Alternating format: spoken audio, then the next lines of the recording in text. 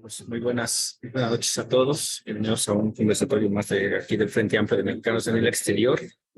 Esta noche vamos a hablar de las movilidades humanas en México. Vamos a tomar un poquito del tema de lo que está pasando aquí a nivel nacional con el gran flujo de migrantes que están llegando al país. Y al mismo tiempo vamos a la par hablar de la situación de los migrantes que están en Estados Unidos y de algunas de las ayudas que nos están, que estamos proporcionando los migrantes que estamos aquí en el Frente Amplio.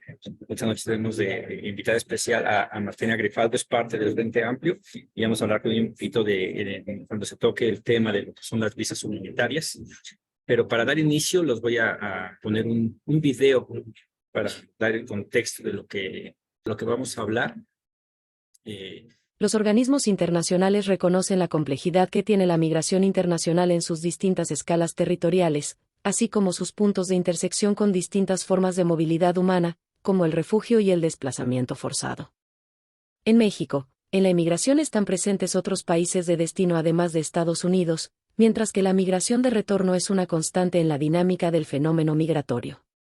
En años recientes ha cobrado relevancia como tema de política pública la migración de tránsito de personas principalmente de Centroamérica, pero también del Caribe y Sudamérica, aspecto que se ha entrelazado con un cambio de México hacia un país de refugio, surgiendo desde hace más de una década nuevos instrumentos en su marco legal para la protección de los derechos humanos de las personas migrantes. En el contexto de los grandes virajes de la migración internacional, como su disminución abrupta durante 2020 debido a la pandemia por la COVID-19, en este capítulo se presenta, a partir de fuentes de información recientes, un recorrido sobre los volúmenes y características demográficas básicas de algunas de estas poblaciones migrantes y de aquellas colindantes al fenómeno migratorio. En 2020 se identificó que la población migrante desde México con destino a países diferentes de Estados Unidos representó 15.2% del total de personas migrantes internacionales del quinquenio 2015 a 2020. En este grupo de población la participación de hombres fue superior a la de mujeres, 53.3 y 46.7% respectivamente. Los principales países de destino fueron Canadá, España, Alemania, Francia y Reino Unido. La población migrante desde México hacia otros países distintos a Estados Unidos se concentró en edades jóvenes y adultas jóvenes. En ambos sexos la edad mediana no presenta grandes diferencias. Si bien, el porcentaje de hombres es mayor que el de mujeres, entre los 15 y los 24 años la proporción de hombres y mujeres es similar. Las principales causas de la migración fueron laborales, por estudio y de reunificación familiar.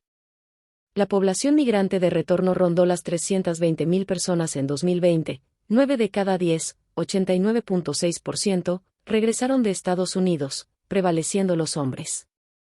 Para quienes regresaron de un país distinto, la participación por sexo es más equilibrada.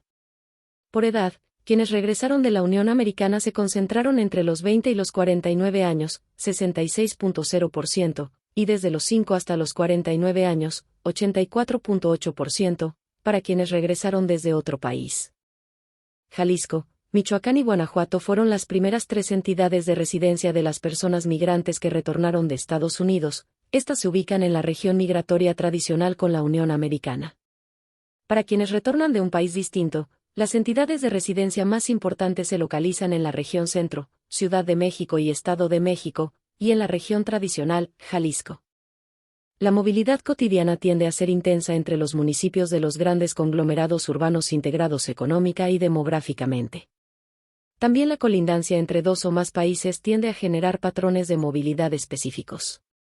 En México, entre 2000 y 2020, ha variado poco el número de quienes cotidianamente van de alguna entidad de la frontera norte a trabajar a Estados Unidos. La expedición de tarjetas de visitante trabajador fronterizo ha disminuido, comparado con hace 10 años, en 2011 ascendieron a 29.998 contrayéndose a 3.747 en 2021.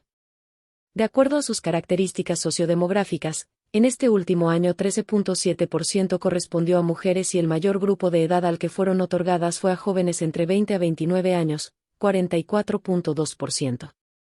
La expedición de tarjetas de visitante por razones humanitarias ha crecido de manera continua, excepto en 2020. En 2021 se expidieron 87.174 tarjetas, 40% fueron otorgadas a mujeres. Las principales causas para su expedición fueron la humanitaria, 55.8%, y la de solicitante de condición de refugiado, 40.6%. En 2021, 80.0% de las tarjetas de visitante por razones humanitarias fueron otorgadas a personas de Haití, 47.5%, Honduras, 15.2%, Cuba, 6.5%, Venezuela, 5.8%, y Chile, 5.0%. A personas de Brasil, El Salvador, Nicaragua, Guatemala y Colombia les fueron otorgadas la mayor parte del resto de tarjetas, 16.7%. Los eventos de población extranjera que han sido presentados ante las autoridades migratorias de México muestran altibajos durante el periodo 2007 a 2021, siendo los años 2015, 2016, 2019 y 2021 los más representativos con cerca de 200.000 eventos. El último año ascendieron a 187.000 con 22% de población femenina. Los principales países de origen fueron de Centroamérica seguidos por Haití, Cuba y Venezuela. Los principales puntos donde la población extranjera es presentada ante las autoridades migratorias se encuentran en el sur del país, así como en municipios de entidades de la frontera norte. Presumiblemente se trata de personas migrantes no autorizadas. En 2021, las principales estaciones migratorias de presentación se localizaban en los municipios de Reynosa en Tamaulipas, Acayucan en Veracruz y Hermosillo en Sonora. En 2020, se tenían registrados 1.020 casos positivos por COVID-19 de personas autoidentificadas como migrantes en México y 57 defunciones, y en 2021 fueron 1.877 casos y 60 defunciones. En julio y agosto del 2021, se presentaron picos de casos y defunciones. La mayoría de los casos positivos fueron de población migrante de Honduras y Estados Unidos, y de las defunciones de Estados Unidos y Guatemala. La mayoría de los casos positivos de COVID-19 entre la población migrante en México en 2021 se atendieron en la Ciudad de México, 508, y el mayor número de defunciones ocurrieron en Quintana Roo, 14, y Tamaulipas, 10. De los casos positivos entre la población migrante, en 2020 y 2021, la mayor parte fueron atendidos en hospitales de la Secretaría de Salud, SSA, fueron hombres, y tenían entre 20 y 39 años. De acuerdo con los datos del Alto Comisionado de las Naciones Unidas para los Refugiados, entre 2010 y 2021 el número de refugiados en México ha aumentado en promedio 45% anualmente, pasando de 1.364 en 2010 a casi 60.058,050 en 2021. A su vez, la población mexicana refugiada ha incrementado en promedio 8% anual pasando de 6.810 en 2010 a 16.045 en 2021. En 2021, México recibió 131.448 solicitudes de refugio. De acuerdo a la nacionalidad de las personas solicitantes, 8 de cada 10 tuvieron como origen a países del Caribe, Haití y Cuba, Centroamérica, Honduras, y Sudamérica, Chile y Venezuela. La migración internacional es compleja. En México la migración principalmente es hacia Estados Unidos. El 80% de los migrantes de México viajan hacia Estados Unidos, pero también se da hacia otros países, en especial España, Alemania, Reino Unido, que es diferente el tipo de migración que va hacia allá, pero el 80% va hacia Estados Unidos. Canadá es de los que va subiendo. La semana pasada hablábamos de un 4.9%. De mexicanos que están por allá. Ahorita vamos a hablar también un poquito de eso. Pero la edad son entre los 25 y 27 años para los países fuera de Estados Unidos. O sea, todo lo que es Canadá y Europa, la gente, los mexicanos que llegan allá, a irse para allá son entre 25 y 27 años. Normalmente los 25 años son hombres, 27 años mujeres, algo así está viendo en las estadísticas. Los que retornan son 320,000 en el 2020. Se registran 320,000 personas que retornan, que es el 66%, va de las edades de los 20 a los 49 años, y en su mayoría lo que es de Estados Unidos. Y los que regresan de Europa, pues ahí es un poquito más variado. El 84% de los que regresan van entre los 5 y 49 años de edad. Ahí evidentemente se está viendo que es una migración totalmente diferente a la que ve Europa. Es una migración que puede ir, pero que en su mayoría regresa, está yendo y viniendo, que es muy contrastante con lo que es la realidad en Estados Unidos. Las principales edades en porcentajes que se van De los 30 a los 40 años ocupa el 50%. Esas son las edades que se van de 30 a 34 años, habla de un 14%, igual que de 35 a 39. De 40 a 44 baja un poquito a 13%, y de 45 a 49 baja drásticamente, bueno, baja un poco más a 10%. Edades menores de 30 años y mayores de 50 son muy pocos los que llegan a emigrar ya a Estados Unidos, obviamente, porque las condiciones a las que van las personas que migran para allá es a trabajar, lo cual en esos dos rangos de edad es muy difícil que vayan a poder llegar, y ahí me imagino que es donde va a entrar los pocos que llegan de más de 50 años, son los que están al día de hoy que pueden conseguir una visa humanitaria para poder ingresar a ver familiares que tienen allá. Los estados que más gente mandan es Jalisco, Michoacán y Guanajuato. En cuestión de la Ciudad de México y el Estado de México, son los estados en los que más personas regresan que van a otro lado que no es Estados Unidos. Canadá y Europa, la mayoría de los que regresan son de estos dos estados, Ciudad de México y Estado de México. Igual, evidentemente, las condiciones de la gente que puede estar en Estado de México y Ciudad de México son diferentes a las de aquellos que están fuera, ¿no? de la zona metropolitana. También en cuestión de la migración interna, pues normalmente de los estados migran muchos que las ciudades, y de ahí sigue, si no logran tener un mejor medio de vida es cuando migran a otros lugares, pero residentes de Ciudad de México y Estado de México normalmente se van mucho más fácil emigrando hacia otros países que no sean Estados Unidos. En el 2021 se estableció que fueron 87,174 personas que recibieron algún tipo de ayuda para poder ingresar al país, ¿no? En su mayoría, 55,8% son por causas humanitarias, el 40,6% tienen por solicitud de refugio, el 3,3% es porque estando aquí fueron víctimas o testigos de algún tipo de delito que les permite quedarse, y menos de 1% son por cosas diversas, que es un número que va a contrastar con lo que Estados Unidos da a los mexicanos que está allá. En el caso de cuando piden refugio o asilo político, los mexicanos cuando tenían la posibilidad que se me otorgara del 4%, es muy, muy bajo el que se le pueda dar. Por causas humanitarias, ahorita vamos a ver eso. ¿De dónde viene la gente que llega hacia México? Haití, Honduras, Cuba, Venezuela, El Salvador y Colombia. Con eso tumbamos el mito. Los que más llegan es Haití y Honduras, Haití con 47,5%, Honduras con el 15%, Cuba y Venezuela, que son los que le siguen, con 6 y 5%, respectivamente. Con esto volvemos a tumbar el mito eso de que el sistema capitalista es sumamente bueno y el socialismo no funciona, porque produce pobreza. Estamos viendo que los que más emigran son de países capitalistas, y que los comunistas o socialistas igual tienen su problema. También hay mucha migración de China, pero no de los números que vienen de esos porcentajes de estos 4 países que ocupan los primeros lugares. Hay un 16,7% que son de otros países, que es Salvador, Nicaragua, Guatemala y Colombia, que ahí son por diferentes razones, pero igual que es un sistema capitalista. Con eso nada más lo pongo de realce para tumbar el mito de que el capitalismo es el que funciona y que Cuba y Venezuela están mal por ser el régimen socialista que lleva. En el caso de la pandemia, ¿cómo se manejó?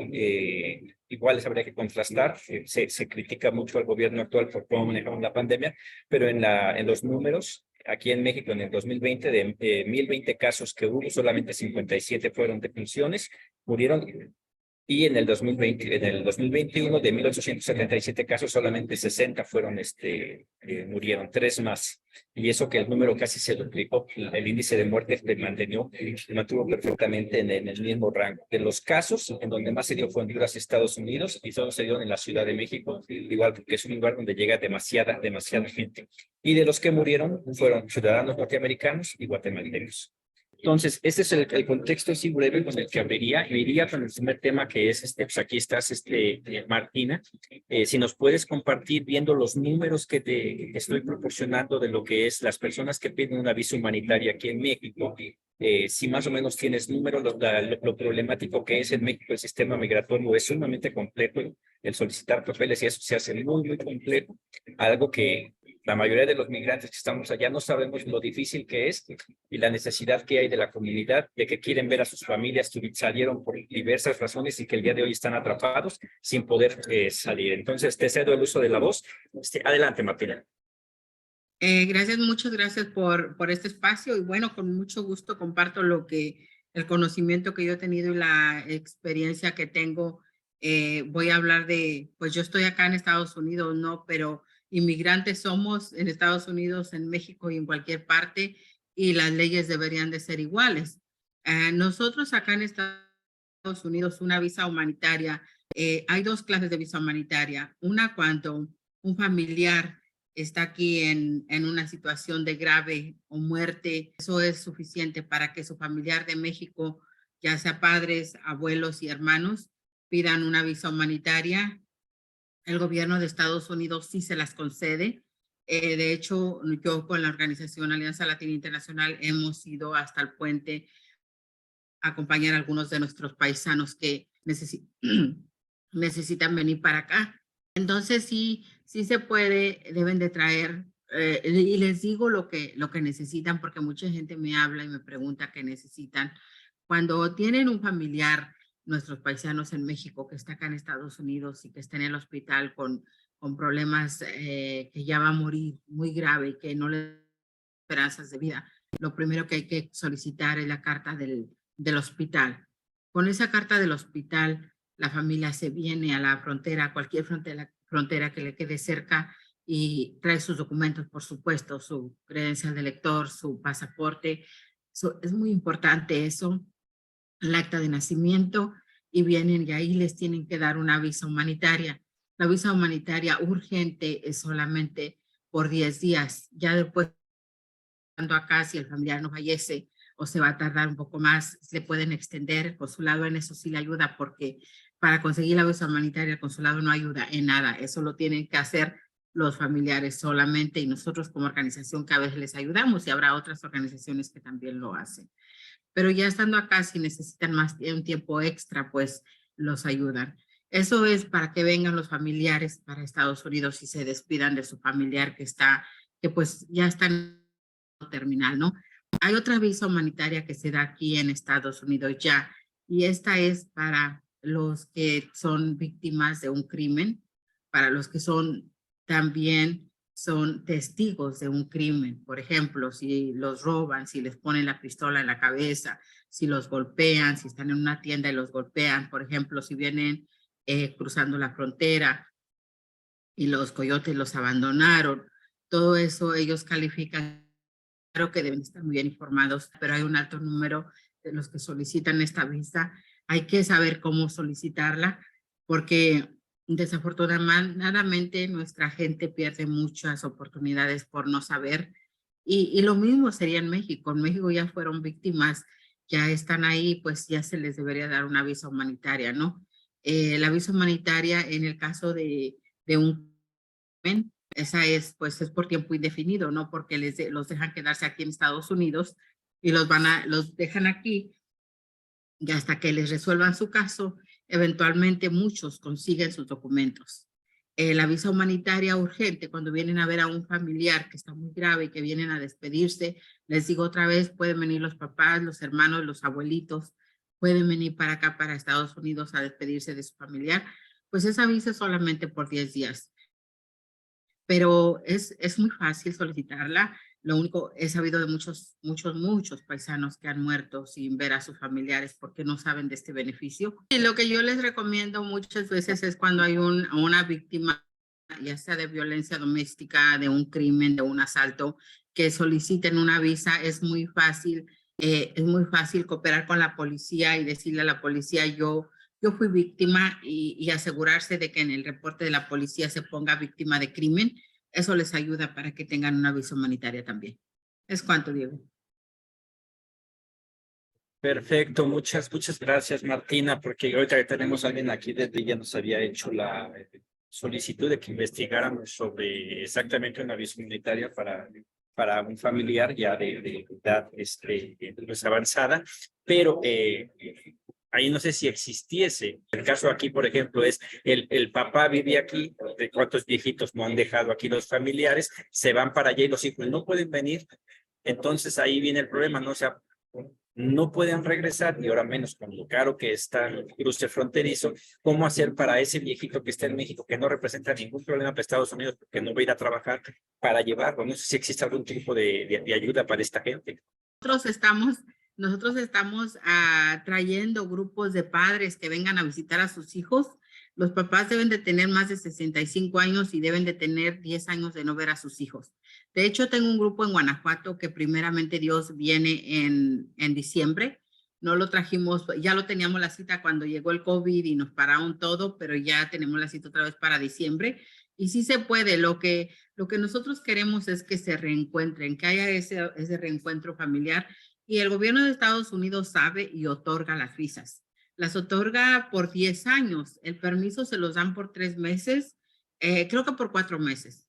Nosotros le recomendamos que salgan antes, pero ya tiene su visa por 10 años. Y sí sabemos efectivamente que estos señores ya de la tercera edad no son ningún peligro para Estados Unidos. Por eso es que nosotros como organizaciones, hay clubes, hay muchísimos más grupos que hacen esto. Por eso es que nosotros lo hacemos, porque de alguna forma queremos, es humanitario. Queremos que esos padres vuelvan a ver a sus hijos y es la única forma. Y pues sí hay es la forma que hay ahorita. Sí, yo pienso que le va a dar tranquilidad. Ya, Maribel, eso, si me permites, le proporciono tu información para que pueda consultar contigo y ver que esa es la idea con el Frente Amplio. Nosotros como frente, ahora vamos naciendo, difícilmente vamos a poder hacer esto, pero la idea es ser el canal para que pues, los mexicanos que están aquí en México vean cómo pueden contactar a los que están allí y están haciendo algo.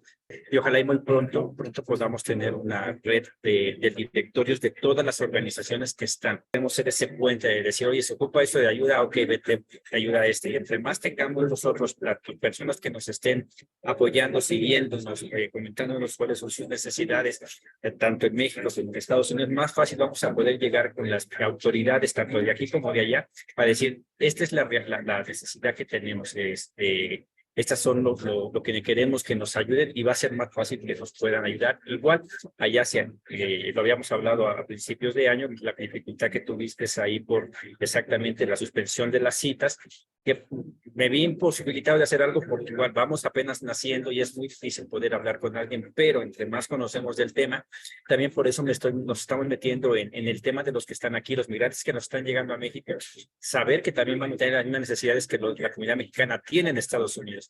Y entonces ahí creo que se puede ampliar a toda Latinoamérica y ser mucho más fuerte esta organización y así verlos beneficiados absolutamente todos. El otro de los tantos temas que hay, que es la población migrante de retorno, ojalá y lleguen, y si no, ya se ha estado hablando, no hay un gran problema del mexicano que se va a Estados Unidos, pasa el tiempo, trabaja, a todos se les llaman héroes, regresan a este país y regresan y no tienen absolutamente nada. Se está trabajando en una ley para arreglar eso. Hay bastantes organizaciones, pero lamentablemente es tanta la necesidad que a veces la información de estas organizaciones no llega a todos los lados y hay mucha gente que se queda afuera. Yo sé que hay organizaciones en la Ciudad de México que ayudan a esos, mas sin embargo yo nunca pude tener contacto con ellos estando allá y mucho menos estando aquí. Y todavía a la fecha sé que existen, pero no las he logrado encontrar. Estamos en como una aguja en un pajar. Ahí sobre 20 millones de personas que todos los días están en esta Ciudad de México, los que viven aquí, los que entran, y las organizaciones son muy pocas en comparación con la gran necesidad que se tiene. Entonces, continuaremos hablando, y en lo que sí nos ayuda, por ejemplo, este tema en la comunidad migrante de Estados Unidos, y sobre todo de Estados Unidos, porque es el 80% de mexicanos que está allá, es el saber cuáles son sus necesidades. Porque así cuando tenemos una reunión, un acercamiento con algún representante, ya sea del gobierno o de diputado, senador, podemos decirles, oye, en esta ley que estás impulsando, te falta tomar en cuenta estas necesidades. Hablaba yo en el 2018, cuando el nuevo gobierno, entra el director de la Secretaría de Instituto de Mexicanos en el Exterior y hace una serie de reuniones con la comunidad migrante. Entonces, querían invertir. O sea, ¿dónde puedo meter mi dinero? ¿Qué es lo que puedo hacer para ir programando mi regreso a México? Y al día de hoy, no se ha todavía consolidado nada de eso. La infraestructura que está construyendo el país está en manos del ejército, en manos de las empresas grandes. No se le abrió esa posibilidad a la comunidad migrante, no necesariamente porque no quisiese el actual gobierno, yo diría más bien por la falta de organización que hay en el que a pesar de los millones de mexicanos que están allá, no se está organizado, no sabemos exactamente qué es lo que cada quien necesita, y ese sería un canal, abrir este canal para escuchar cuáles son las necesidades y poder nosotros hablar con la gente. Hace una semana exactamente estaba platicando con la encargada del Finabien, de esta nueva tarjeta que es para la recepción de remesas, que tenemos que seguir viendo si va a funcionar o no, y en base a las necesidades y lo que quiere la comunidad migrante se pueden establecer convenios para que el Finabien, si bien es el que recibe dinero de las remesas, que sí existan acuerdos o algo que se pueda hacer a través del Banco de Bienestar o algún otro banco en el que se puedan dar créditos para los migrantes para invertir y hacer que la economía de este país crezca.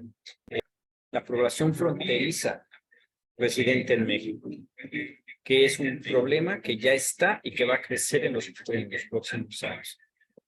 Me gusta hablar de lo que conozco, que es la frontera Tijuana-San Diego, en donde el día de hoy, yo llego en el 99 a San Diego y las rentas en San Diego, en Tijuana se cobraban en dólares y a la fecha se cobran en dólares.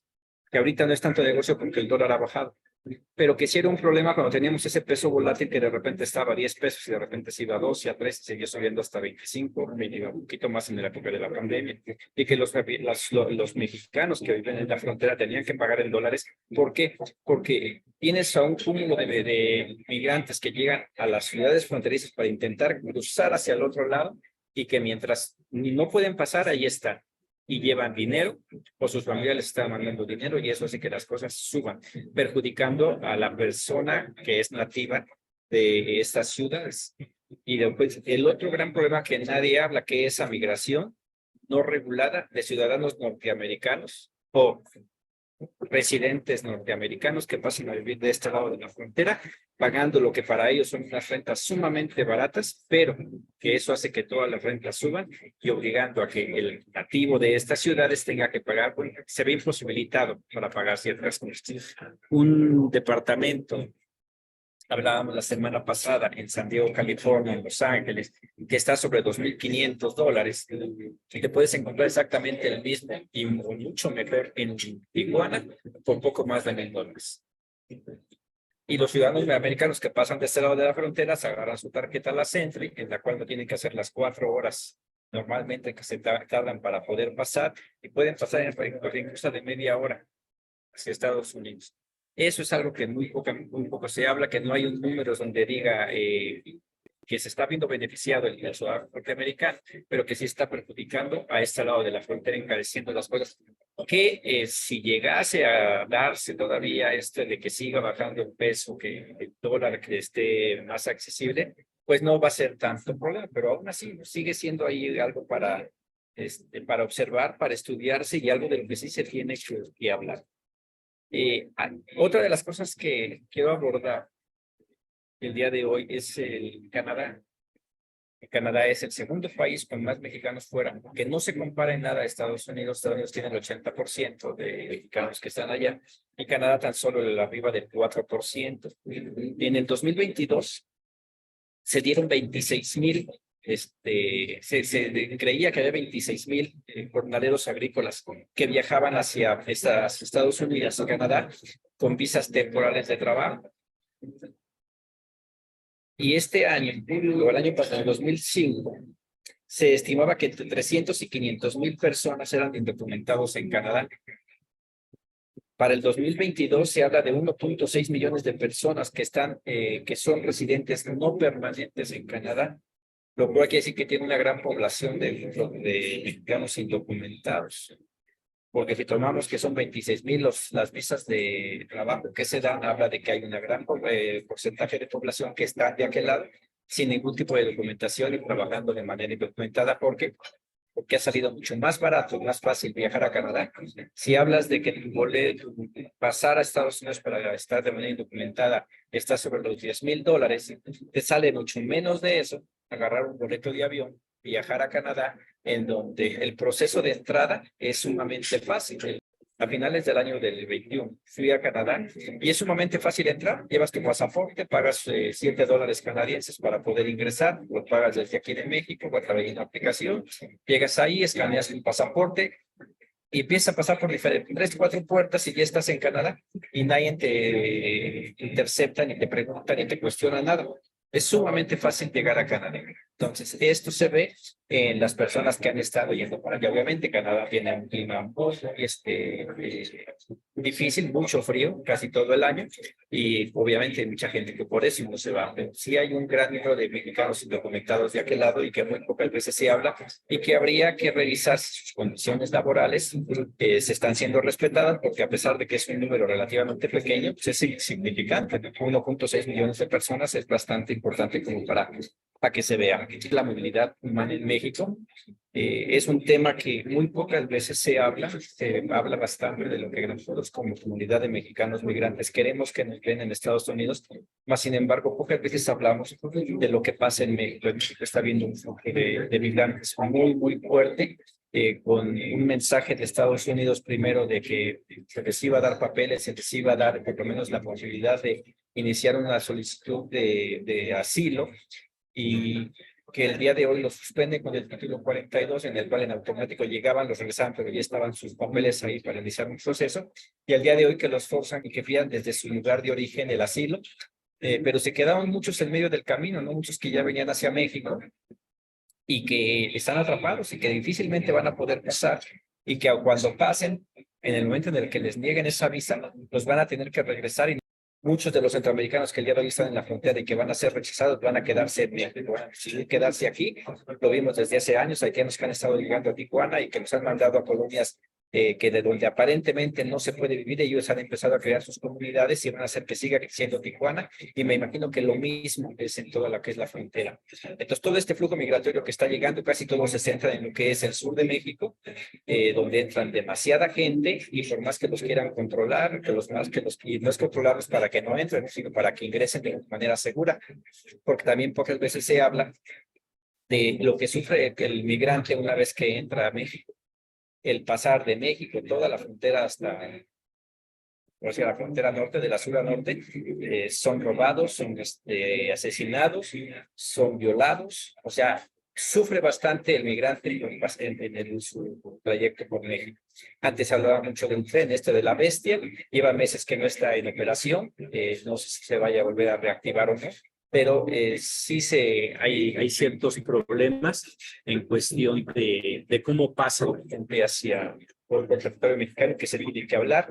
Tenemos lamentablemente esos casos como el de Ciudad Juárez, donde 40 migrantes mueren porque prenden fuego en un centro de detención, y todos se les dejan venir al gobierno diciendo que es culpa del gobierno, quieren que metan a la cárcel al director del Instituto Nacional de Migración, pero no se analiza que las instituciones en México están muy dañadas por el régimen de tantos años que gobernó México antes de la llegada de lo que nosotros denominamos la cuarta transformación, en donde no da tiempo 5 años en cambiarlo. Se dio cuando de la seguridad, López en las promesas de campaña era que se iba lo de seguridad iba a mejorar en 5 años. Al final de cuentas, la Guardia Nacional ya quedó como tal. Pero hay mucho que hacer, y obviamente en el tema migrante exactamente lo mismo. También el día de hoy estamos hablando de movilidades humanas en México. Algo que yo comentaba, esto de la importancia del impulso de una ley para los migrantes de retorno, es también saber las necesidades y pedir que los migrantes que nos escuchen nos dejen saber cuáles son sus necesidades cuando regresan, o qué es lo que pretenden ellos encontrar una vez que tomen la decisión de regresar. Y de eso es algo en lo que tú ya has venido trabajando, que tienes más conocimiento de esta ley que se está impulsando, cómo va, qué es lo que ofrece, qué es lo que ustedes, tú en este caso, tú que estás ahí en el frente de esta batalla, necesitas para poder fortalecer más esta ley y este tema. Te dejo eso adelante. Me presento, mi nombre es Amaydi Sánchez, estuve radicando en Estados Unidos por muchos años, ahora tengo 3 años de regreso aquí radico en el estado de Puebla. Y pues redondear todo el atropello que hemos sufrido en pocas palabras es sentirte más migrante en tu propio país que cuando estabas radicando en Estados Unidos, ¿no? Eso es prácticamente como yo lo describiría. Es no tener pues una identificación, no tener las oportunidades, ya lo había comentado antes, por lo cual junto con Poblanos por un Cambio Binacional y otros colectivos estamos impulsando la primera ley a nivel federal del retorno. lo que es muy importante, ¿no? Se nos dice héroes y heroínas, pero al regresar, pues no creo que al gobierno le convenga mucho que existan varios retornados, ¿no? Porque ya no vamos a hacer ese número de remesas. Entonces hay muchos sentimientos encontrados a la hora de regresar. Muchos regresan de manera, digamos, voluntaria, muchos pues son deportados, pero no se nos dan esas oportunidades, ¿no? De trabajo. Siempre tenemos trabajos de segunda, y lo cual el gobierno no está viendo, que venimos pues preparados, que la mayoría somos bilingües, que tenemos ya otra cultura que pues adoptamos, ¿no? Al estar en el exterior, tenemos diferente preparación, pero pues eso no se nos hace válido cuando estamos aquí de regreso. Entonces, pues con esta ley, querido Diego, pues tratamos de ayudar e impulsar a que nuevas personas que ahora están o se encuentran o se van a encontrar en retorno, pues no pasen lo mismo que pasamos nosotros, ¿no? Al obtener un INE se nos pide testigos, pues llegamos a pueblos o nuestros pueblos originarios a donde pues no conocemos ya a nadie. Yo me fui, no sé, 20, 25 años, o sea, no conozco a mis tíos, no conozco a mis vecinos, ¿no? Incluso a mis abuelos ahora al retornar. Entonces se nos pedían a veces 2 testigos para tener INE, ¿no? Y se nos cuestionaba, ¿por qué durante tanto tiempo no has obtenido un INE? Pues ahorita ya quedamos bien, que pues diálogos que hicieron Comunidad en Retorno y otros colectivos para que no se nos pida pues unos testigos. Entonces ya cualquier retornado, y si gustan pasar la información, pueden ir al INE, solicitar su identificación solamente con el CUR, el acta de nacimiento y un comprobante de domicilio. Nada más. Ya no se requiere, si eres retornado, que presentes 2 testigos que te avalen que si eres tú o que igual vives en ese domicilio, lo cual fue pues algo muy importante en el que se avanzó, ¿no? En la ley de retorno también estamos tratando de trabajar una ley de retorno en mi estado, en el estado de Puebla, y pues la ley general que ahí vamos encaminando, ¿no? Falta mucho. No es posible, y a veces son, te digo, sentimientos encontrados, que nosotros cuidemos de otros que vienen en movilidad humana, pero de nosotros mismos que somos mexicanos por nacimiento, pues no se nos dan esas oportunidades, ¿no? Entonces, sí, el gobierno tiene una deuda con nosotros, los retornados, porque también pues mandamos nuestras remesas y mantuvimos a 2 países, ¿no? Y discúlpame que aquí está mi nena en medio de todo esto. Entonces, pues seguimos caminando, ¿no? Hay, digamos, para el tema de retorno hay muchos puntos que tocar. Estamos en el punto económico, ¿no? Venimos muchos que son deportados, pues no vienen su salud mental muy mal, sus emociones encontradas, ¿no? Al no sentirte, digamos, tu apariencia dice que eres mexicano, pero tu cultura y tu idioma y tus modismos, pues ya no son,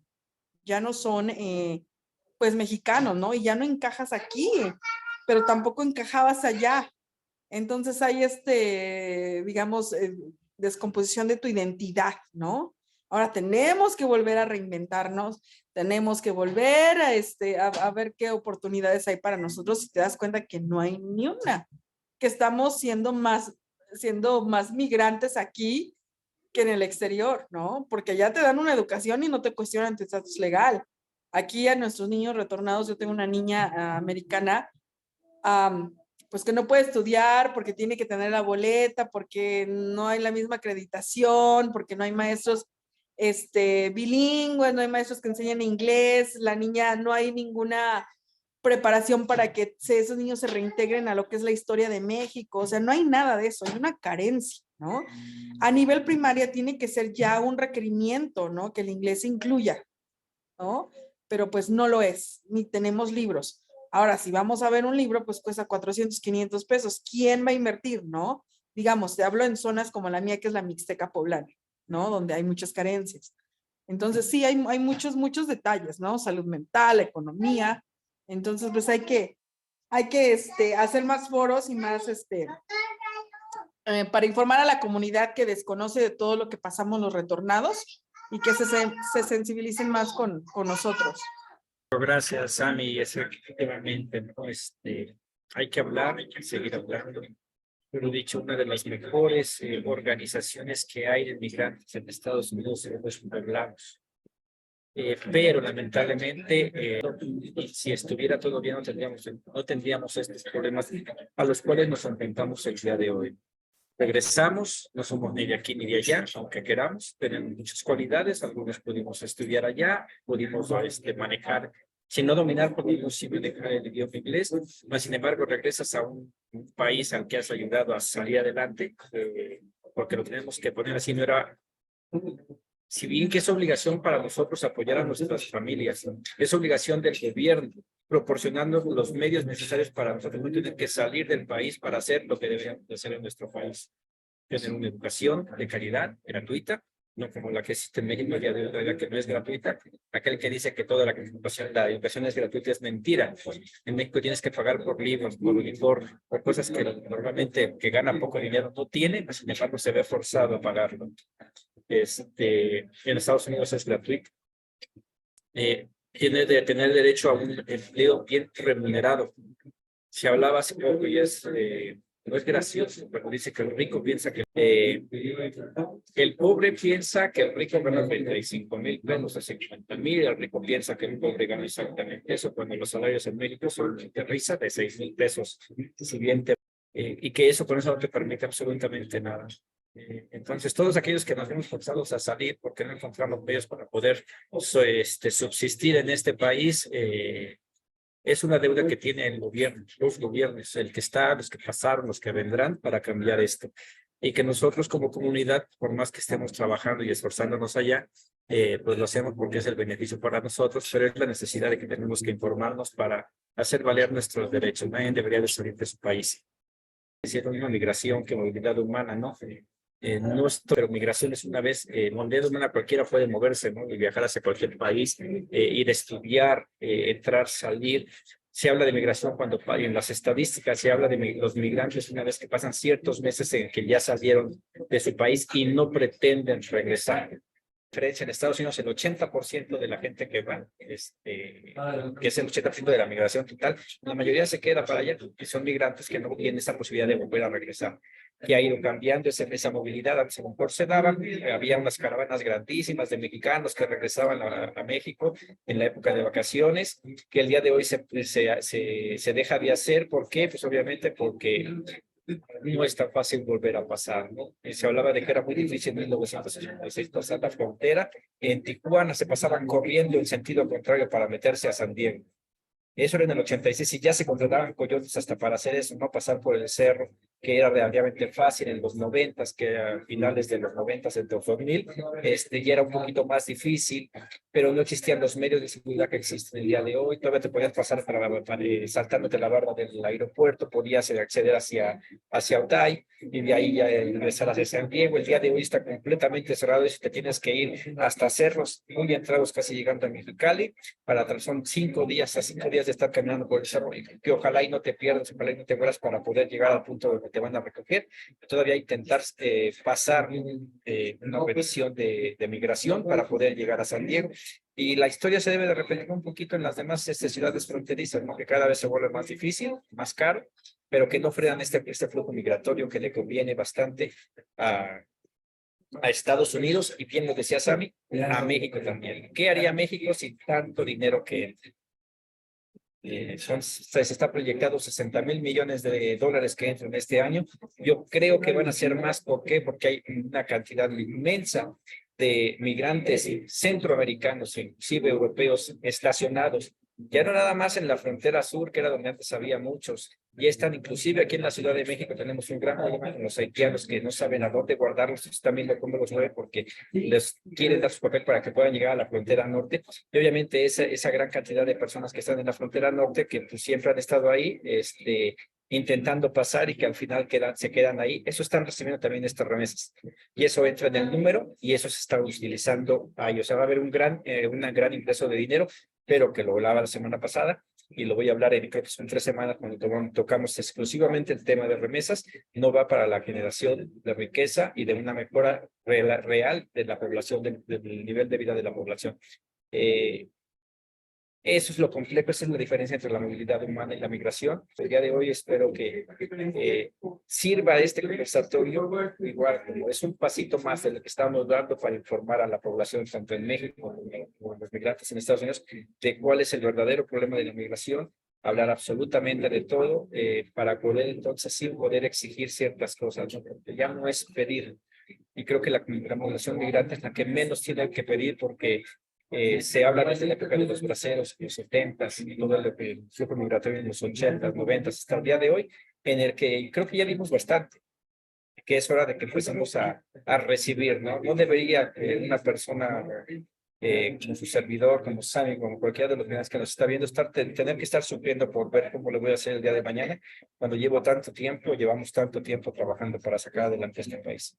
Y lo digo en un gobierno al cual apoyo y que pues lo más probable es que sigamos en el poder, pero pues bien lo decía el presidente, ¿no? El poder de nada sirve si no se utiliza para apoyar, servir a la población. Se necesita abrir los espacios como este para que se sepa cuáles son nuestras necesidades. No tenemos por qué mendigar absolutamente nada. Hemos trabajado bastante, no más, ahí sí, es a la par del hogar del campesino mexicano que se ha visto también muy golpeado. Yo lo dije en una reunión allá en Puebla.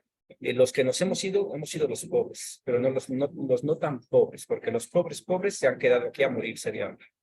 Y solo es la prioridad número uno. Ese es el colchón que yo le di a Andrés Manuel López Obrador, que estos 6 años se encargará de los más pobres, pero a partir del próximo sexenio creo que tenemos que empezar a hablar con nosotros, los pobres.